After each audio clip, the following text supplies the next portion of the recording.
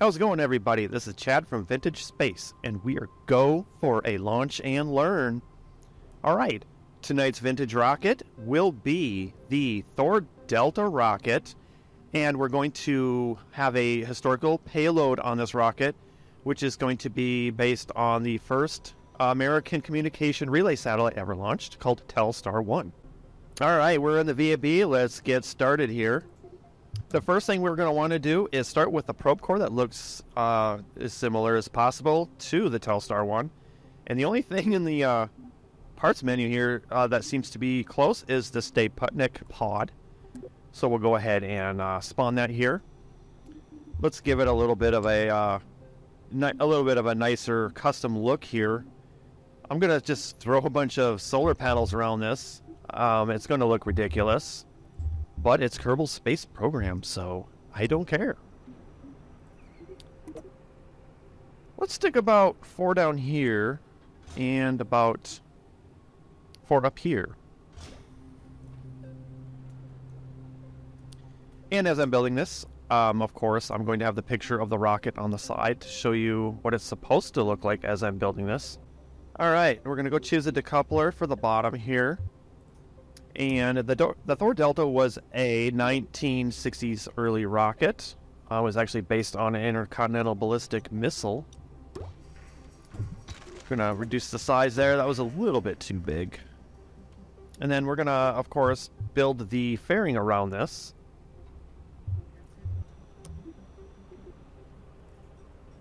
And we're gonna do the small size.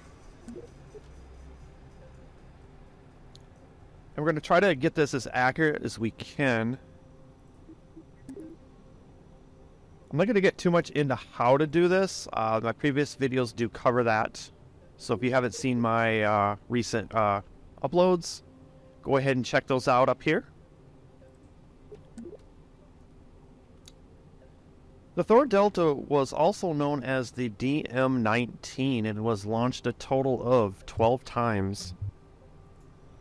Let's stick some fuel tanks below here.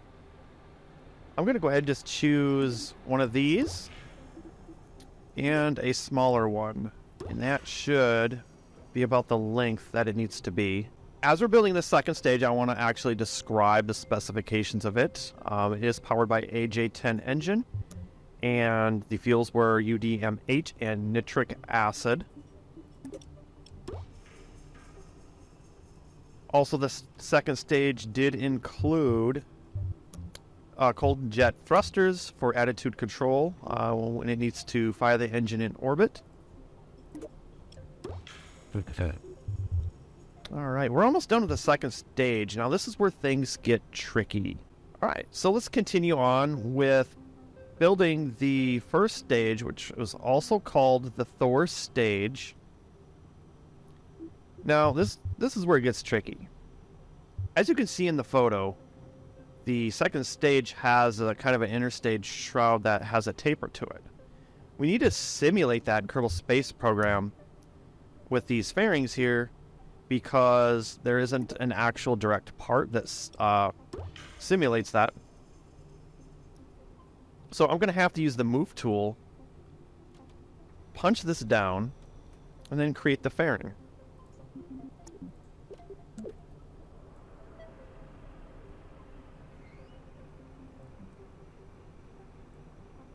There we go. Oh, I always get that error every time. It just means there's a little bit of clipping going on. All we need to do is just kind of fine-tune it a little bit. And do what we can to get it to work.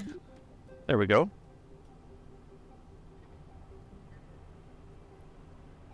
And the drink of the night is just a mug of milk.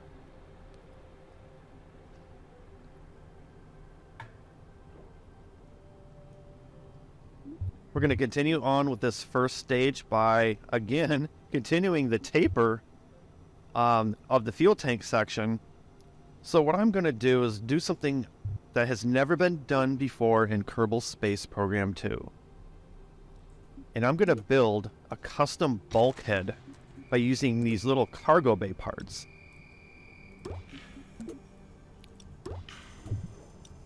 And you are going to see in a minute here why I'm doing this. Because I'm going to mount the cold jet thruster fuel inside to make it useful. Now what we're going to do is we're going to build that tapered surround for what we built here. So we're going to go back to fairings, and we're going to now choose the large fairing. So now we have stepped up from small part to medium to large.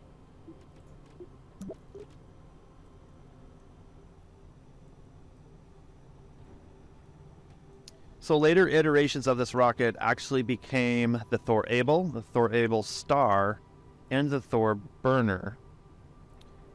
Most notably, the Thor Able was actually capable of doing moon missions. Now, we can finally get to the actual fuel tanks down here. Again, we're working on the first stage, which is called the Thor stage, and then up here, the second stage is called the Delta stage. This rocket did actually have a third stage configuration, which was based on the Altair solid booster motors. We're going to place 2 large fuel tanks below. But hold on a second. The center of mass is going to be about right here, so I'm actually going to throw in a reaction wheel. As you can see in the picture, they actually have this almost a checkered pattern. That's more or less their avionics. However, I'm just going to put in a reaction wheel to simulate that. That's going to be under large stabilizers. And we'll just put the fuel tank here.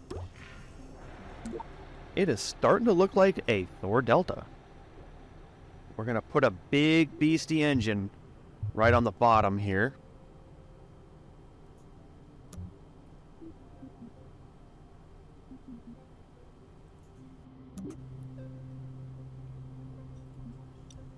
Let's check our engineer's report. Everything checks out. Above 1 thrust to weight ratio. Alright, let's add some fins to the bottom. One thing I love about KSP2 is the built-in procedural wings and stabilizers, which means we can simulate any fin style that completely simulates a real-world vintage rocket.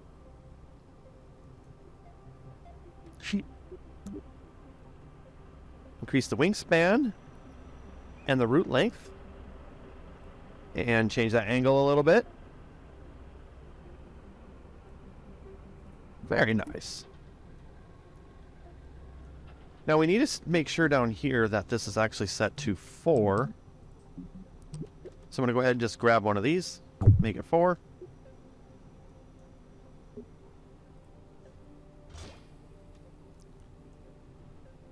Okay, we are missing the cold jet thrusters on this. Again, will be used for attitude control during ascent and when the second stage needs to maneuver in orbit.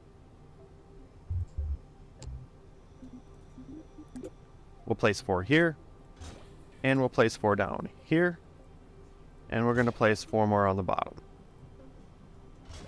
Alright, everything looks dang spot on compared to the actual Thor Delta.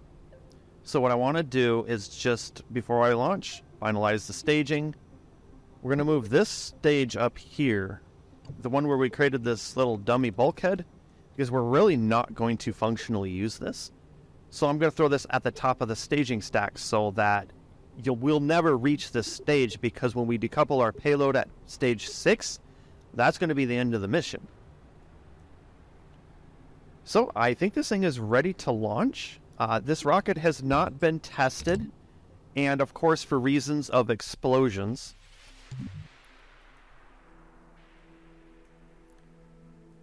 Alright, we're sitting here out on the pad. I'm going to go hit spacebar to launch.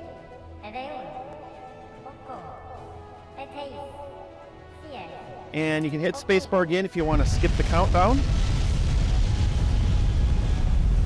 All right, we have liftoff. And if you guys haven't liked and subscribed to the video, go ahead and do that now if you found this video informative and exciting. Let's go ahead and do an early gravity turn. Let's not do a gravity turn and just do all this sort of funky stuff here.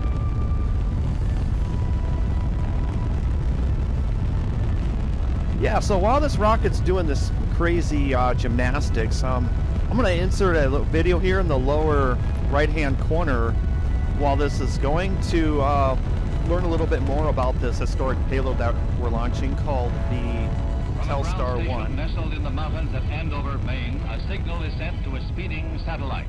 An historic feat that could reshape man's future. That satellite, of course, is the Telstar. 170 pounds of complex electronic equipment that receives signals beamed from Earth, magnifies them 10 billion times, and rebroadcasts them back to Earth. Pictures, telephone calls, telegraph messages, and computer data all can be handled by the orbiting device. The Telstar receives its power from batteries that are recharged by the sapphire-coated solar cells, which in turn are activated by rays from the sun as it hurtles through space at a low point of 600 miles to a high of 3,500 miles. The Telstar is sent aloft from Cape Canaveral atop a Thor Delta rocket in a joint industry government effort. The Space Administration team handles the launching for AT&T, and it's a $50 million phone call for the telephone company. Lost it. All right, so we have crashed, which is pretty cool by Kerbal Space Program standards. I'd just like to close out this video on just a couple more factoids about the Delta Thor rocket. Its first test did end in failure, just as you've seen right here. But the next 11 launches were, however, a success. Other notable launches of what this rocket did was it had launched Echo 1A. Was a communication satellite. And it was also officially the first communication satellite launched. However, it wasn't a full direct relay communication satellite that the Telstar 1 was.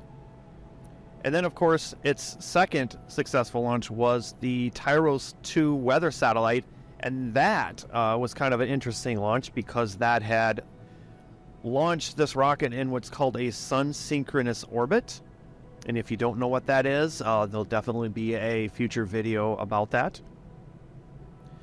Other than that, this is a very, very successful rocket. So that's going to do it for tonight's Kerbal Space Program 2 video for your Launch and Learn. I am your host, Chad, and I will see you guys out on the launch pad.